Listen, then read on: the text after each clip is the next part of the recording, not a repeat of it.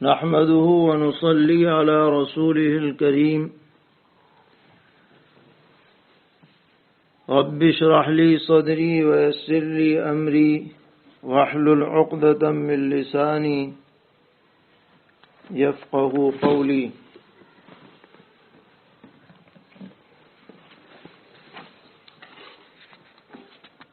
محترم حضرات، کل سے دینی رہنمائی کے عنوان سے سوال و جواب کا سلسلہ شروع کیا گیا تھا. الحمدللہ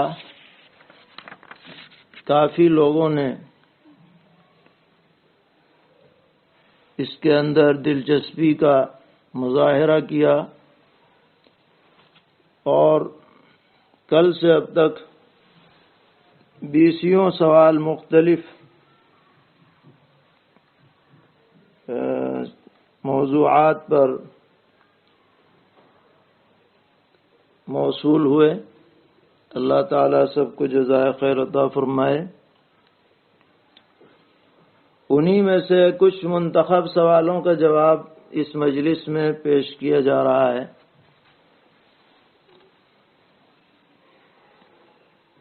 سب سے پہلے دہلی سے ایک سوال آیا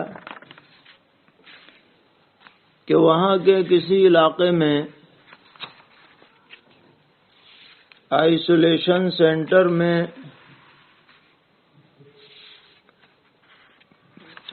کچھ حضرات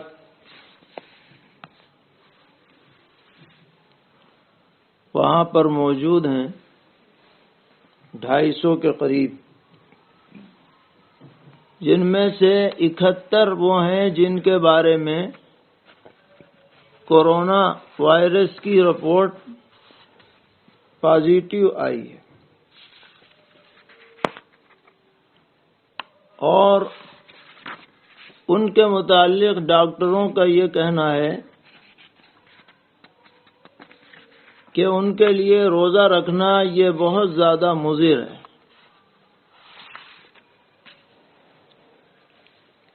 ان کے لیے لازم ہے کہ وہ اپنے حلق کو خشک نہ ہونے دیں، وقفے وقفے سے پانی پیتے رہیں.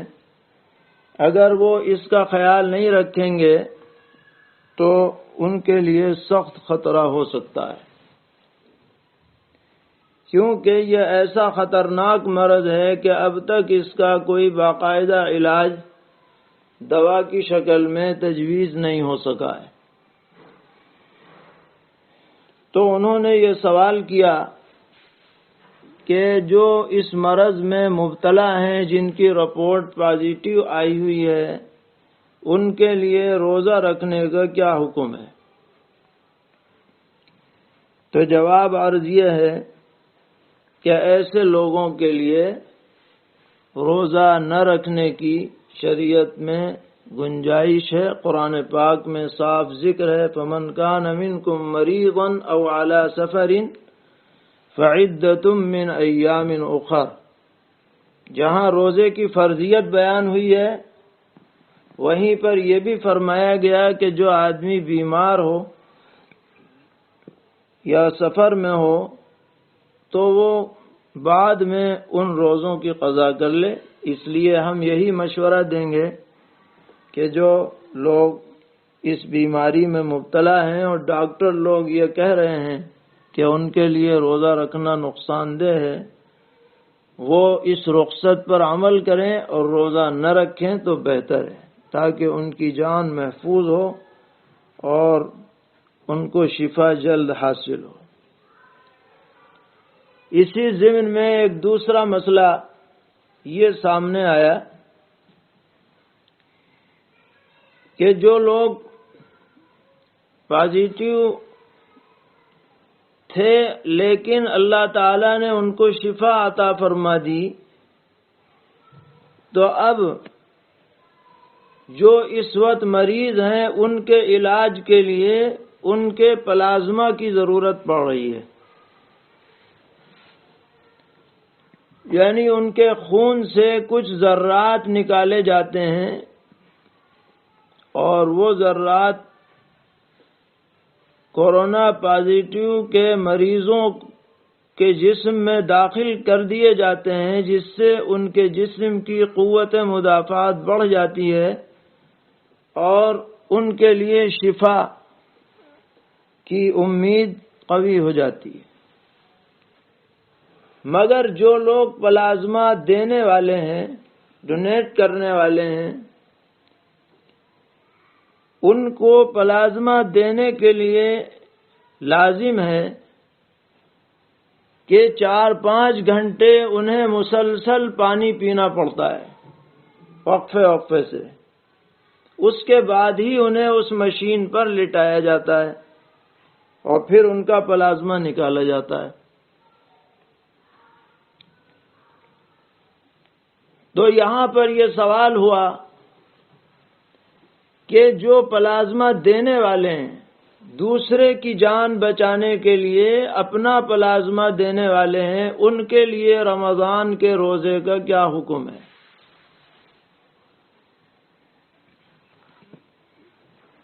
تو اس کا جواب یہ ہے کہ اگر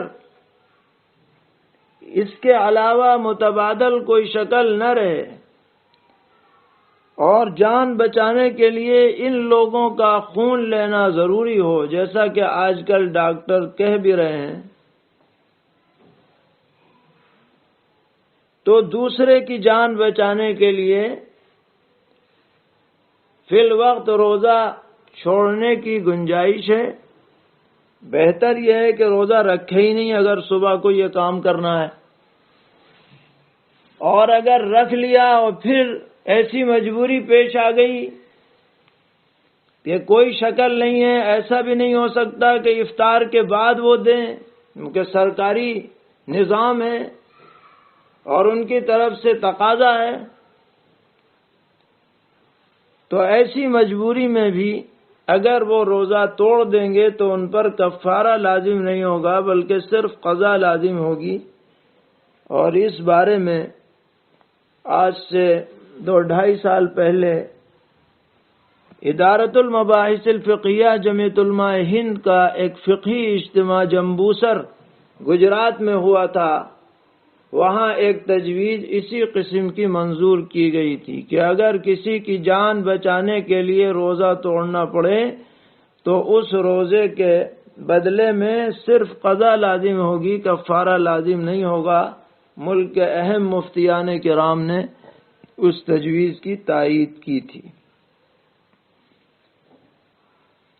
ایک اور سوال روزے ہی سے متعلق آج یہ کیا گیا ہے کہ اگر روزے کی حالت میں کسی کے کان میں تکلیف ہے، کان میں درد ہو رہا ہے،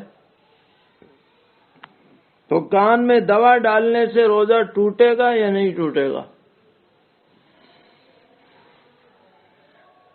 تو ہمارے فقہا نے لکھا ہے کہ کان میں اگر دوا ڈالی جائے گی تو روزہ ٹوٹ جائے گا، اس لیے انجیکشن وغیرہ لگوا لیا جائے اور افطار کے بعد دوا ڈالی جائے تاکہ روزے کے اندر کوئی شبہ اور شک نہ رہے۔ ایک سوال یہ بھی کیا گیا ہے کہ اگر کوئی سانس کا مریض ہے یا اسے نزلہ زیادہ ہو رہا ہے تو وہ روزے کی حالت میں بھپارا لے سکتا ہے یا نہیں لے سکتا؟ تو گرم پانی میں وکس ڈال کر کے اور اس کا بھپارا لیا جاتا ہے۔ تو اس کا جواب یہ ہے کہ اس طرح بھپارا لینے سے روزہ ٹوٹ جائے گا، کیونکہ وکس کے اثرات اور ذرات اندر پہنچ جاتے ہیں۔ اسی سے جڑا ہوا مسئلہ یہ ہے کہ جو دمے کے مریض ہوتے ہیں ان کے لیے انہیلر لیا جاتا ہے اور اس میں ایک کیپسول ہوتا ہے جو مشین کے ذریعے سے حلق میں داخل کیا جاتا ہے۔ تو عام مفتیان کا فتویٰ اس بارے میں یہی ہے کہ انہیلر سے روزہ ٹوٹ جاتا ہے، کیونکہ اگرچہ معمولی ہی ذرات کیوں نہ ہوں مگر سانس کے ذریعے سے وہ ذرات اندر تک پہنچ جاتے ہیں۔ لیکن اگر کوئی اچھا خاصا صحت مند آدمی ہے اور وہ دمے میں مبتلا ہو گیا، فرض کیجئے بقیہ اسے کوئی پریشانی نہیں ہے، بس صرف سانس کی تکلیف ہے، اور اس طرح کا مرض ہے کہ زندگی بھر اسے ٹھیک ہونے کا امکان بھی نہیں ہے، فرض کیجئے، تو وہ کیا کرے؟ تو اس کے متعلق ہمارے بعض علماء نے یہ رائے دی ہے، اور یہ محتاط رائے ہے، کہ وہ اس وقت انہیلر کے ساتھ ہی روزہ رکھ لے،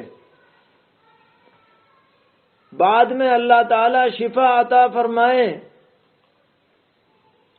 تو قضا کر لے، اور اگر قضا کا موقع نہ ہو تو ان روزوں کے بدلے میں فدیہ دے دے، تاکہ یقینی طور پر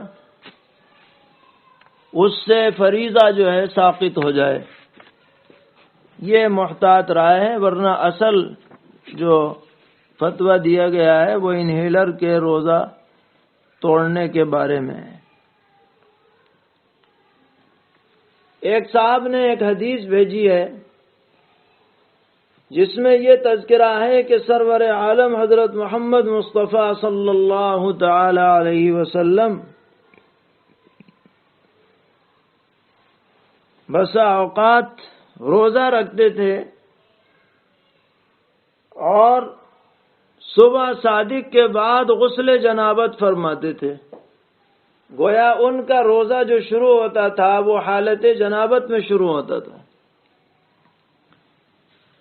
تو پوچھا ہے کہ یہ حدیث صحیح ہے یا نہیں؟ تو جواب یہ ہے کہ حدیث صحیح ہے۔ روزے کے لیے جنابت سے پاک ہونا شرط نہیں ہے، جنابت سے پاکی شرط ہے نماز کے لیے۔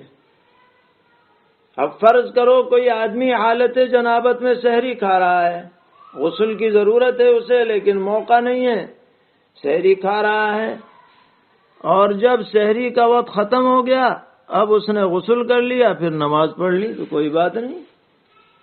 ہاں اگر نماز کو بھی قضا کر دے، دیر میں جو ہے غسل کرے، تو وہ گنہگار ہوگا، کیونکہ اس نے ایک نماز جان بوجھ کر کے قضا کر دی، بقیہ روزہ اس کا صحیح اور درست ہو جاتا ہے۔ اسی طرح ایک سوال آج یہ بھی کیا گیا ہے کہ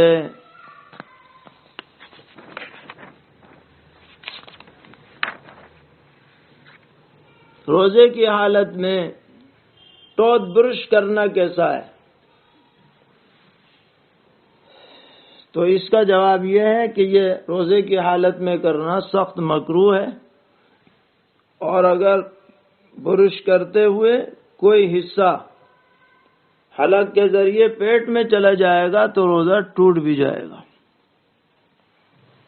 ایک صاحب نے یہ پوچھا ہے کہ رمضان المبارک میں ایصال ثواب کا کیا طریقہ ہے؟ تو جواب یہ ہے کہ ایصال ثواب کا کوئی خاص طریقہ رمضان کے لیے الگ نہیں ہے۔ جیسا ہر زمانے میں آپ کوئی عمل کر کے اور اس کا ثواب کسی بھی مردہ یا زندہ کو پہنچا سکتے ہیں، اسی طرح رمضان میں بھی پہنچا سکتے ہیں، کوئی بات نہیں ہے۔ ایک صاحب نے یہ بھی سوال کیا کہ میری آنکھ دکھنے آ رہی ہے اور بڑی تکلیف ہے آنکھ میں، تو روزے کی حالت میں آنکھ میں دوا ڈال سکتے ہیں یا نہیں؟ تو روزے کی حالت میں آنکھ میں دوا ڈال سکتے ہیں، اس سے روزہ نہیں ٹوٹتا ہے۔ ایک صاحب نے یہ پوچھا ہے کہ رمضان میں بعض لوگ اپنے نابالغ بچوں کو روزہ رکھوا دیتے ہیں اور یہ بچے بسا اوقات دوپہر کے بعد بھوک اور پیاس کی وجہ سے بلبلانے لگتے ہیں اور ان کی حالت غیر ہونے لگتی ہے، تو اگر ماں باپ ان بچوں کا روزہ توڑوا دیں تو کوئی گناہ تو نہیں ہوگا؟ جواب یہ ہے کہ ایسے بچوں کا اولاً تو روزہ نہیں رکھوانا چاہیے جو چھوٹے بچے ہوں، تحمل نہ کر سکیں، اور اگر رکھوا دیا اور ان کی حالت بگڑنے لگی تو ان کا روزہ توڑوانے میں کوئی حرج نہیں ہے، کوئی گناہ وغیرہ لازم نہیں آئے گا۔ ایک صاحب نے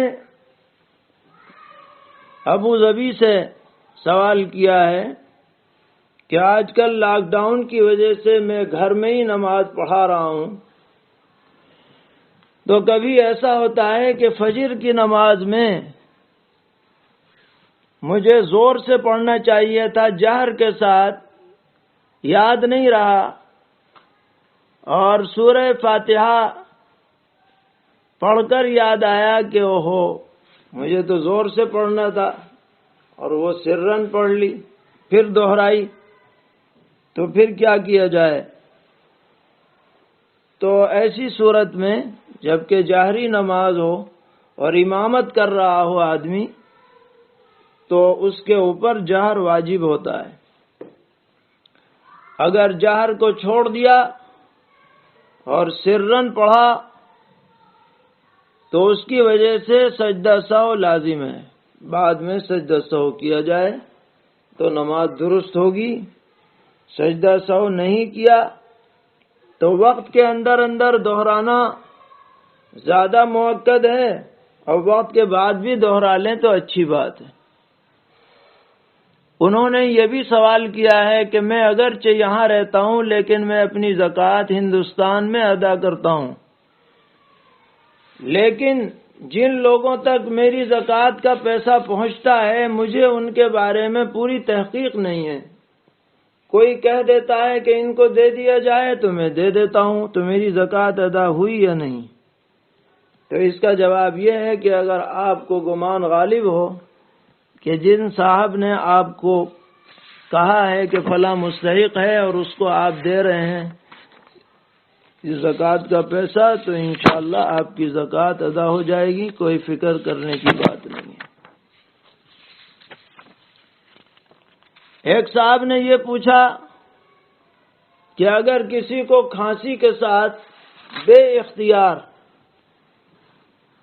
ایسی قے ہو جائے جس میں بلغم کے ساتھ جمع ہوا خون ہو اور منہ بھر کر کے نکلے، تو روزہ ٹوٹے گا یا نہیں ٹوٹے گا؟ تو جو خود بخود قے ہوتی ہے، چاہے وہ بلغمی قے ہو، چاہے کھانے کی قے ہو، چاہے خون کی قے ہو، جو خود بخود ہوتی ہے اور اس کو دوبارہ نہ نگلا جائے، منہ بھر کے ہو اور دوبارہ نہ نگلا جائے بلکہ سب باہر کر دی جائے، تو اس سے روزہ نہیں ٹوٹتا ہے۔ ہاں اگر جان بوجھ کر کے قے ہوگی اور وہ منہ بھر کے ہوگی یا تھوڑی سی لے کر کے پھر اندر کر لی جائے گی تو روزہ ٹوٹے گا، لیکن خود بخود جو نکلتی ہے اس سے روزہ نہیں ٹوٹتا ہے۔ یہ چند سوالات تھے جن کو اس وقت پیش کیا گیا ہے۔ ایک سوال رہ گیا اور رمضان سے متعلق پوچھا ہے کہ سحری کا وقت جو جنتری میں لکھا رہتا ہے، اگر کوئی شخص اس وقت کے ختم ہونے کے 5 منٹ کے بعد تک کھاتا رہے تو اس کا روزہ ہوگا یا نہیں؟ تو اس بارے میں یہ سمجھنا چاہیے کہ عام طور پر جو شہروں کی جنتریاں چھپی ہوئی ہیں اور چل رہی ہیں، رائج ہیں، کوشش تو یہی کرنی چاہیے کہ ان جنتریوں میں جو ختم سحری کا وقت لکھا ہوا ہے اس سے پہلے پہلے سحری ختم کر دی جائے، اس کے بعد تک کھانا پینا جاری نہ رکھا جائے۔ لیکن تجربے سے یہ بات معلوم ہوئی